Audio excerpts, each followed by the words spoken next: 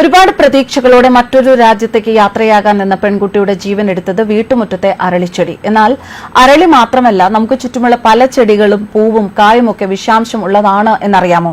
ഇപ്പോൾ വരുന്ന വാർത്തകൾ അത്ര സുഖകരമല്ല. അരളിപ്പൂവിന്റെ വിഷാംശത്തെക്കുറിച്ചാണ് പല ചർച്ചകളും. ഒന്ന് നമ്മുടെ മുറ്റത്ത് നോക്കൂ. അരളി കൂടാതെ മറ്റ് അപകടകാരികളായ സസ്യങ്ങളും നമ്മുടെ തോട്ടത്തിൽ നമുക്ക് കാണാൻ സാധിക്കും.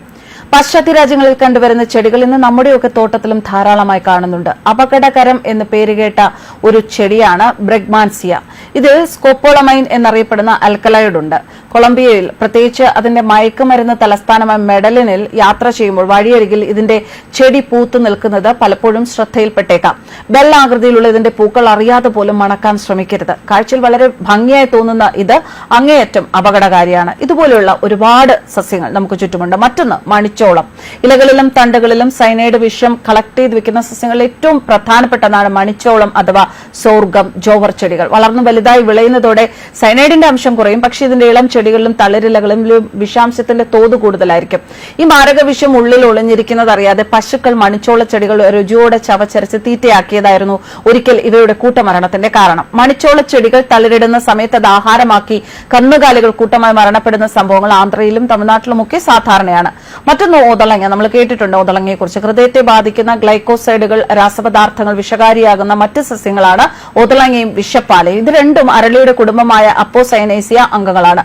ഓതളങ്ങയുടെ കായയിലാണ് ഏറ്റവും അധികം വിഷം അടങ്ങിയിരിക്കുന്നത്. മറ്റൊന്ന് എരിക്കാണ്. നാട്ടിൻപുറങ്ങളിലും ഉപയോഗശൂന്യമായ വെളിംപ്രദേശങ്ങളിലും ഒക്കെ കാണപ്പെടുന്ന ഒരു വിഷസസ്യമാണ് എരിക്ക്. അരളി കുടുംബത്തിൽപ്പെട്ട മറ്റൊരു കുറ്റിച്ചെടി തന്നെയാണ് ഇത്. ഇത് ഹൃദയത്തെ ബാധിക്കുന്ന ഗ്ലൈക്കോസൈഡുകളാണ് ഇതിലെ ഏറ്റവും വിഷകരമാക്കുന്നത്. ഏറ്റവും അധികം വിഷാംശം അടങ്ങിയിരിക്കുന്നത് ഇതിന്റെ പാലിലാണ്. വിഷബാധ ഉണ്ടായാൽ 6 മുതൽ 12 മണിക്കൂറിനകം തന്നെ മരണം സംഭവിക്കാം. ഇനി നമ്മൾ കേട്ടിട്ടുണ്ട് ഉമ്മം എന്ന ചെടിയെക്കുറിച്ച്. ഉമ്മത്തിൻകായ് എന്നൊക്കെ നമ്മൾ കേട്ടിട്ടുണ്ട്. ആൽക്കലോയിഡുകളാണ് ഇതിനെയും വിഷകാരിയാക്കുന്നത്. ഇലകളിലും തണ്ടിലും ഒക്കെ വിഷമുണ്ടെങ്കിലും ഏറ്റവും അധികം വിഷം കാണുന്നത് വിത്തുകളിലാണ്. അറിഞ്ഞോ അറിയാതെയോ ഇത് അകത്തേക്ക് എത്തിപ്പെട്ടാൽ മരണകാരണമാകും. മേന്തോന്നി. ഇത് അലങ്കാരിക ആവശ്യങ്ങൾക്കും മറ്റും ഒക്കെ വളർത്തുന്ന മറ്റൊരു സസ്യമാണ് മേന്തോന്നി. കാണാൻ വളരെ ഭംഗിയാണ്. ചുവന്ന പൂക്കളാണുള്ളത്. ഇതിനെ അലങ്കാര സസ്യങ്ങൾ വളർത്തുന്നവരുടെ പ്രിയപ്പെട്ട സസ്യം തന്നെയാണ്. ഇതിന്റെ നടിയിൽ വസ്തുവായ കിഴങ്ങുകളിലാണ് മാരകവിഷമായ കോൾചേസിൻ എന്ന ആൽക്കലോയിൽ അടങ്ങിയിട്ടുള്ളത്. പിന്നെ നമ്മൾ എപ്പോഴും കാണുന്ന കുന്നിക്കുരു. കുന്നിക്കുരുവിന്റെ പരിപ്പിൽ മാരകമായ എബ്രിൻ എന്ന വിഷം അടങ്ങിയിട്ടുണ്ട്. 1-2 കുരു തന്നെ മാരകമായ വിഷബാധയ്ക്ക് കാരണമാകും. പരിപ്പിന് പുറത്ത് നമ്മൾ കാണുന്ന ചുവപ്പും കറുപ്പും നിറത്തിലുള്ള പുറന്തോട് സാധാരണഗതിയിൽ ദഹിക്കാറില്ല. അതിനാൽ തന്നെ 1-2 കുരു നേരിട്ട് അകത്ത് ചെന്നാൽ ഈ തോട് പൊട്ടിയിട്ടില്ല എങ്കിൽ വിഷബാധ ഏൽക്കാതെ ദഹിക്കാതെ പുറത്തേക്ക് പോകും. എന്നാൽ ഒരു ചെറിയ പൊട്ടലോ കേടുപാടുകളോ ഒക്കെ ഈ പുറന്തോടിനുണ്ടായാൽ വിഷം പുറത്തുവരാൻ കാരണമാവുകയും മാരകമാവുകയും ചെയ്യും. അപ്പോൾ അതൊക്കെ ഇത്തരം ചെടികളെയൊക്കെ ശ്രദ്ധിക്കുക. അലങ്കാര സസ്യമായ അരളി അത് സൂക്ഷ്മതയോടെ കൈകാര്യം ചെയ്യേണ്ട സസ്യമാണ്. പൂക്കളത്തിൽ മാത്രമല്ല തുളസിക്കും തെച്ചിക്കും ഒപ്പം ഒക്കെ ക്ഷേത്രത്തിലെ നിവേദ്യത്തിലും അരളി കാണാറുണ്ട്. ചിലയിടങ്ങളിൽ നിവേദ്യം കഴിക്കുമ്പോൾ ഈ പൂക്കളും ഉള്ളിലേക്ക് എത്താനിടയുണ്ട്. എന്നാൽ അരളി ഭക്ഷ്യയോഗ്യമല്ല എന്നത് തന്നെയാണ് യാഥാർത്ഥ്യമെന്ന് വീണ്ടും തെളിഞ്ഞിരിക്കുകയാണ്. അരളിയുടെ ഇലയിലും പൂവിലും കായലും വേരിലും ഒക്കെ വിഷാംശമുണ്ട്. പൂക്കളേക്കാൾ മറ്റു ഭാഗങ്ങളിലാണ് വിഷമേറുക എന്ന് വനഗവേഷണ കേന്ദ്രത്തിലെ മുതിർന്ന ശാസ്ത്രജ്ഞനായ ഡോക്ടർ പി സുജനപാൽ പറഞ്ഞിരുന്നു.